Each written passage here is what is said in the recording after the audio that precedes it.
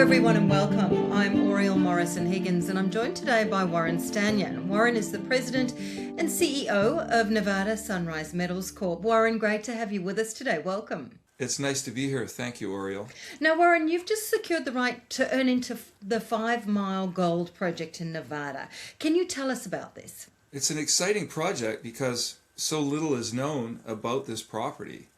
It's covered in gravel, sand, dirt, alluvium, as it's termed in geology. It has had very little exploration, simply because there's no outcrop sticking up where someone could have chipped off some rusty piece of rock that ran gold or copper or anything else. So there's a mystery there. What shows us is that it's on a structural trend and it's buried, so there could be some buried treasure there. Let's talk about the buried treasure and what could be there, because the geophysics of the project of Fivemile, correct me if I'm wrong, look very similar to that of Fourmile before it was drilled.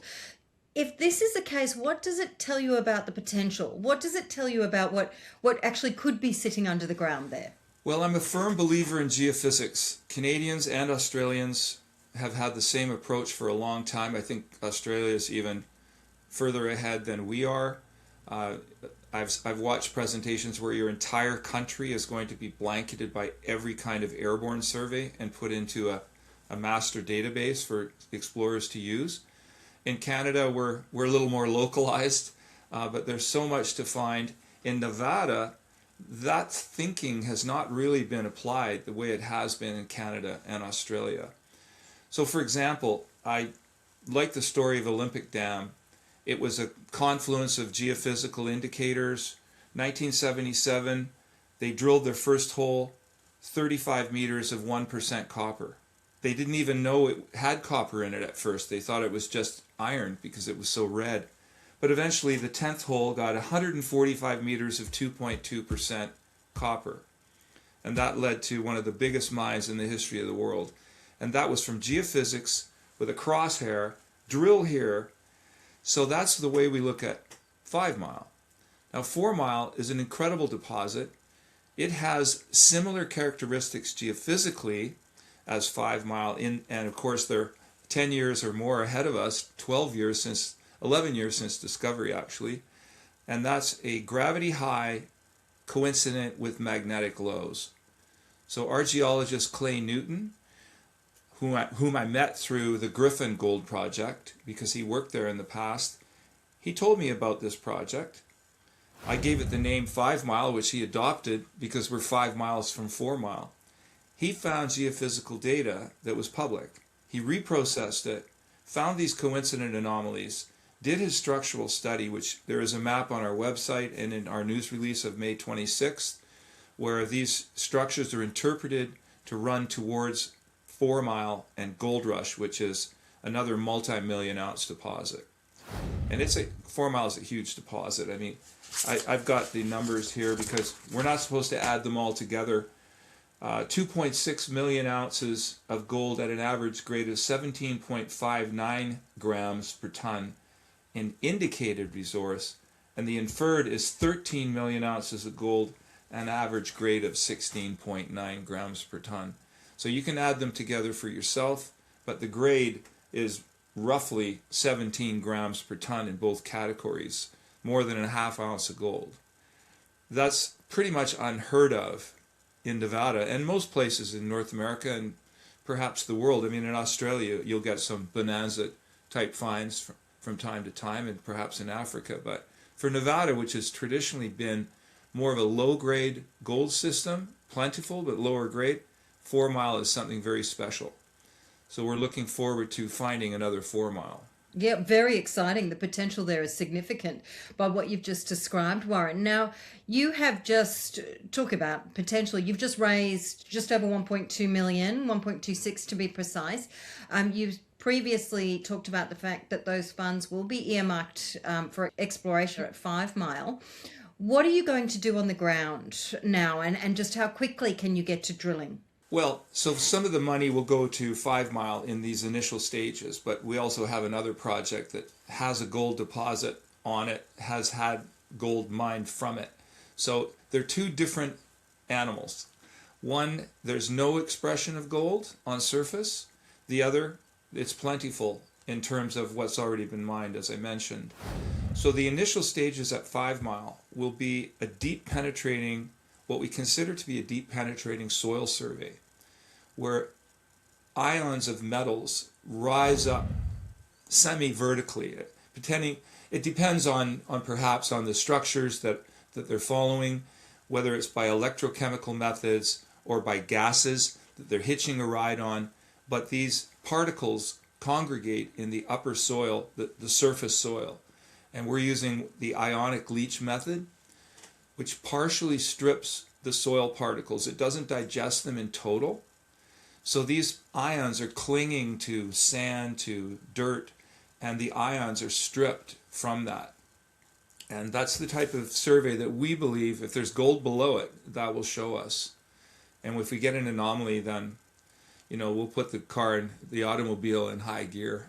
So how quickly would you get these kind of indications and these tests happening? So we're planning to start the survey this month. We would probably have results in about 4 to 6 weeks from when the lab first receives the samples. In the meantime, we'd also do what's called a walking mag survey or a drone magnetics.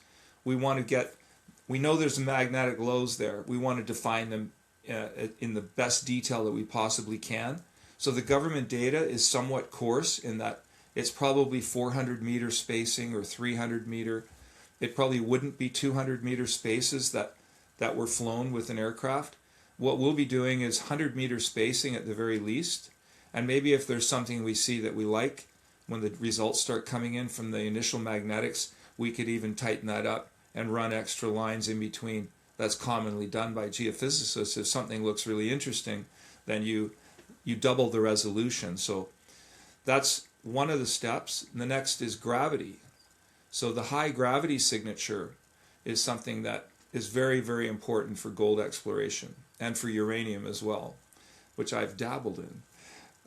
So in this case, once we get those high resolution surveys, which will improve our knowledge and the detail of the government data that was free and just reprocessed, combined with the geochemistry, that's when we expect to be developing a drill target. And that could be this fall. If we wanted to go ahead and drill, maybe we can. The holes are going to be deeper and somewhat expensive, but we're prepared for that. I think it would be fantastic to get 2 holes in after all these other results are gathered, targets are developed, and then the excitement begins, because I think there's nothing. It's kind of like opening night of a Broadway show or something. You don't know what's going to happen. What are you going to find? And that's the thrill of what we do. Well, we're very much looking forward to staying in touch with you to find out about that, Warren, as you get those results coming in. Just before I let you go, though, now you do, of course, have a number of projects beyond 5 Mile. You are focused on gold at the moment. So can you give us a brief update on where you're at the gold project, the Griffin project? So the Griffin gold mine project was mined from 1997 to 1999. They mined 62,000 ounces of gold, and apparently left some behind because there's an unmined area. Potentially, Alta Gold estimated, and this is non-compliant, no JORC, no NI 43-101, they thought there was 100,000 ounces on their property in the shallow oxide gold. When they had an untimely bankruptcy, that last piece of the Hammer Ridge deposit was left unmined. So a hole was drilled into it in 2020 by Fremont Gold, and that's how we met Clay Newton, because he actually carried that drilling out on behalf of Fremont Gold, now called Hyassa Metals. We resampled a hole, and that was hole number 3 from 2020, 50 meters of just over a gram of gold, starting at 25 meters. So that's a classic Carlin-type deposit in terms of its depth. The grade, that's the kind of grade that you want in order to get a heap leach system working. Anything under a gram, your margins are going to be tight. Obviously, anything over a gram of gold per ton, metric ton, is is a bonus, but that's kind of the standard in Nevada. So we've proved from this resampling not only was the gold correct, but we also learned about all the other pathfinder metals. Nor AltaGold nor Fremont had actually analyzed for arsenic, antimony, mercury, thallium, for example. Those are the metals that you need to follow and use as a vector to find more gold. So you've got some exciting potential discoveries coming in there as well. We do. We've been using a company called Verify. It's all capitals VRIFY, and they're an AI, artificial intelligence predictive tool company. They have a method of stacking all kinds of data, cleaning up the data, making sure it's all sitting in the right place, and the machine will actually define the best areas to go to.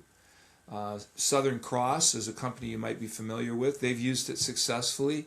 There's many companies. Integra Gold has used it. When I heard that it was available to us last year, I thought, well, we got to do this. I mean, here we've got all this data from the past, and now we've added more walking mag, we've added ionic leach, we've added IP resistivity, and also something called AMT, which is automagnetotellurics. Don't ask me to spell that. And those have all been added into the AI model, and we're just waiting for the results of Verify's work. Well, I look forward to that. Warren, it sounds like we're going to be chatting along quite a lot in the next couple of months. So we'll keep our investors updated, of course. But thank you so much for sharing your time with us today. It was my pleasure, Oriel. Thanks so much.